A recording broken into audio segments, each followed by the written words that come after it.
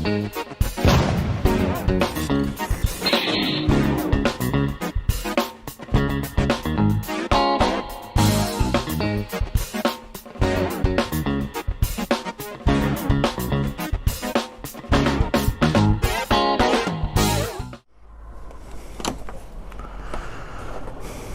everyone. Slight mic change again on my GoPro setup and off to work.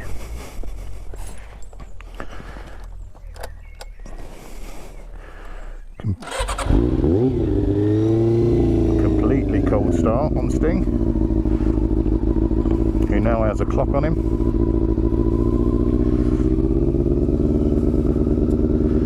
Don't like not knowing the time when I'm on a bike.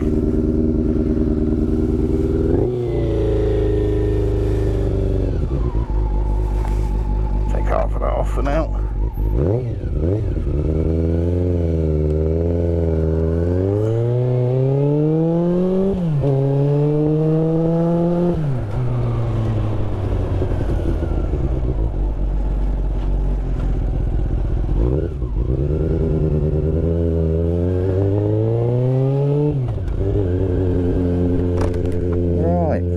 This morning I'm in a shitty mood.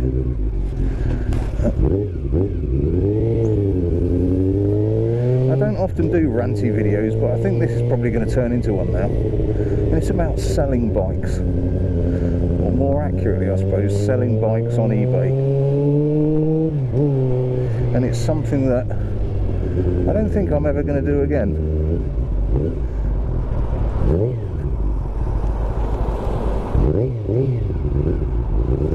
Sting doesn't sound healthy, it sounds like it's going to die out.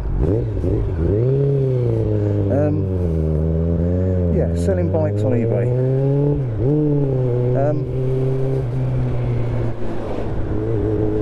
So Rude, the dragster, was on. So what? Yeah, okay. Rewind. Put him up on Facebook Marketplaces, is where I generally sell, which is a pain in the arse to sell in anyway. You know, it's not a great deal better.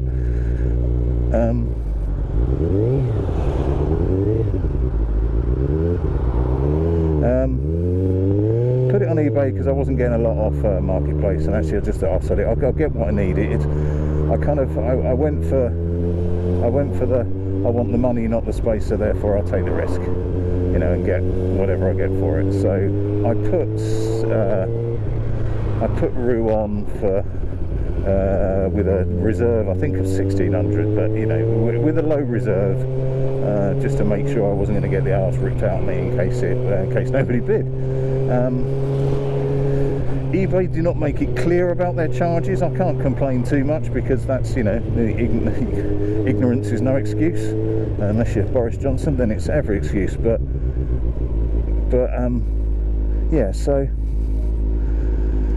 put it on, let it run it for a week, timed it so I put it on a Sunday evening, and so that it ran out on a Sunday evening, because, you know, frankly, if you're going to get people sat there looking at their phones bidding, you're probably more likely to do it after they've had their dinner, when they're sat in front of the TV, and let it run. And it was quiet for a few days, but actually it got more watchers than I've ever seen on anything I've tried to sell before, and was looking good. And eventually it went for 2,580, something like that. So it went for a decent price, you know.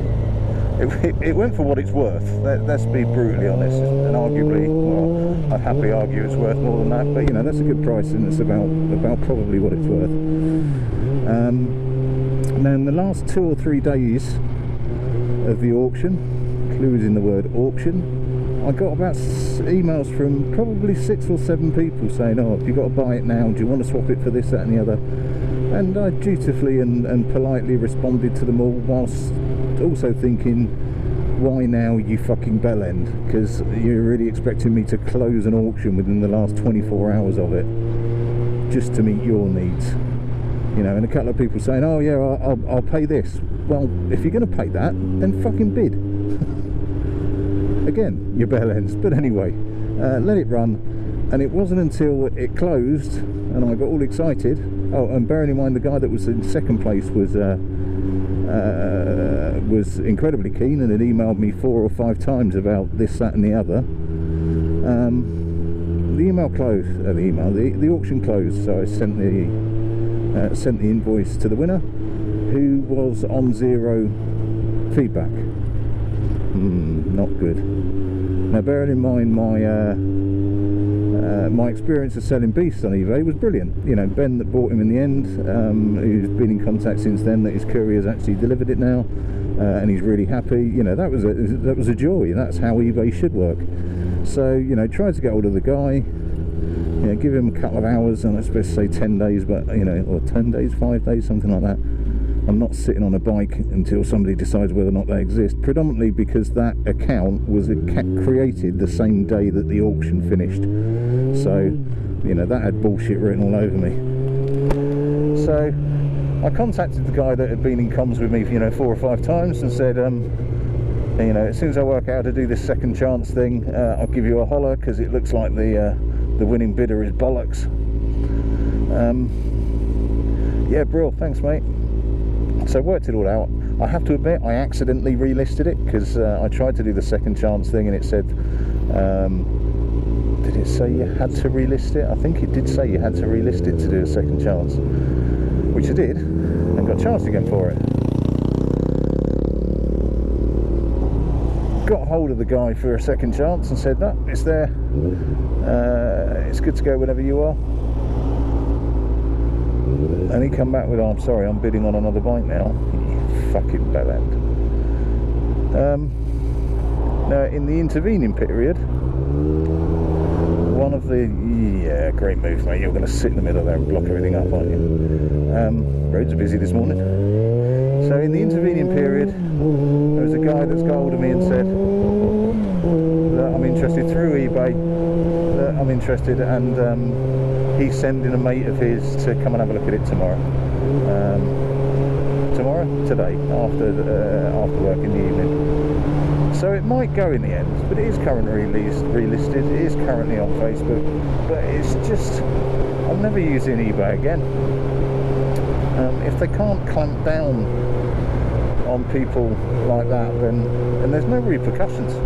Absolutely none. There's no repercussions on bidding for shit and then not buying shit. You know, worst case scenario, you might, after a long battle, get your eBay account, you know, shut down. Well, if it's one that was produced that day, then who gives a fuck, frankly. It'd be different from mine, because I've got feedback, I've got this, that and the other. You know, it's got good feedback as a buyer and a seller, although I buy a lot more than I sell, that sort of thing. But it's just fucking barking. And I think more importantly, why are people arseholes? I mean, who sits there and thinks, oh, I'll bid for that? You gonna buy it? No. This kind of wrecks your faith in reality, in humanity a little bit. But hey. Right, okay, rant over. That wasn't really a rant, it's just a bitch. What else has been going on? I tried welding. I didn't film my trying welding. I'm glad I didn't film my trying welding, because I'm shit. Now, to give it context, the only thing I've welded before is I welded a stalk onto, oh, in fact, actually it was on this, a stalk onto the side stand, so that you can push it with your foot. And by a stalk, it was, you know, the end of a really quite knackered screwdriver that I welded on. I say welded on, I stuck on with weld. That's probably a better way of putting it. I tried a bit of welding, and I tried to weld up the exhaust for Phoenix, the Aprilia Shiver. I need more practice. I need to do a bit more reading and a bit more watching, because all I was doing was just burning new holes in it. Now I know that there is you know, different settings on MIG welders. I had mine set on the lowest of the 2 buttons that it's got. It is an incredibly basic, incredibly cheap, shitty one. Had it set up on the lowest of the low, and it was just still burning holes through. So I think the catalytic converter is such a thin-skinned beast that welding isn't the way forward. What I did do with the weld though was I added a lot of structural strength to it. So it actually had two brakes, one around the actual barrel of the catalytic converter, and the other around the top stem of the cat, i.e. the hose, if you like, the pipe. So although it may not have sealed it, it added plenty of strength to it. So what I've then done, and if you look back at the pictures, it had like a bulb shield around it, a wrap around it. So what I did was what I could, which was pretty fucking horrendous. Put some exhaust repair paste over the top of that and filled in the micro holes that I stupidly thought that I could just weld up, and actually it was just blowing larger. Filled them up with paste, put the shield back on, had a go at welding that shield on, which basically burned through a lot of the shield. You're going to have to look forward to seeing this, it's quite funny. But it did stick it on, it is stuck on there, it's not coming off. Put the shield over the top, and I'll band that shield on, which is how it was when I got it, but not how it was when it's original. I'll put the band on just to hold it tight, and then I will cover up my disasters with paint, because there's no point trying to scrub that, polish it, etc, etc. It's, for one, it's too far gone.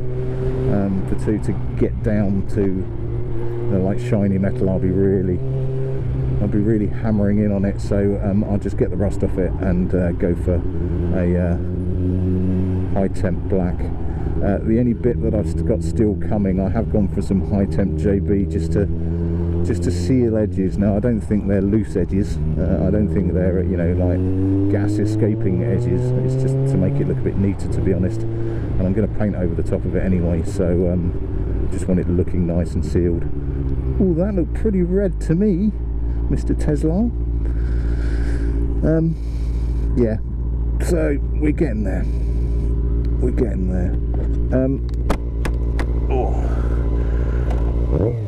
Now, Phoenix is going to take longer than I thought. If nothing else, I'm going to have to wait for about 2 to 3 weeks for the ECU to arrive from Italy. It has been posted, which is cool. So it's going to take that long. I am toying with the idea as to whether or not, and I think I will, buy the headset bearings like now, and get the headset done before the ECU arrives. There is a danger of me spending a lot of time and effort, not necessarily money, but a lot of time and effort and me on the bike before I get the ignition sorted, and I'll say I get the ignition sorted. If I don't get it sorted, I've got a bike with lots of bits done that ain't going to start. But I think that's kind of the risk that I run generally, so I might just go ahead and do the headstock. Anyway, if I say go ahead and do the headstock, I've never done that before either, but I'm quite looking forward to giving that a go. But we shall see. Right, nice little short one, really to test what I hope is the final version of my mic. Listen in.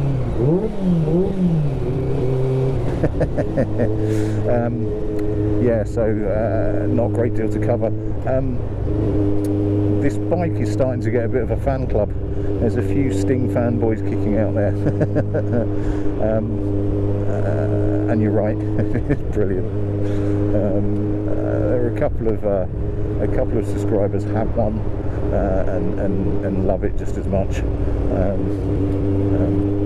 It's a fucking wonderful wee machine. Right, that'll do me. Thanks very much all. Catch you later.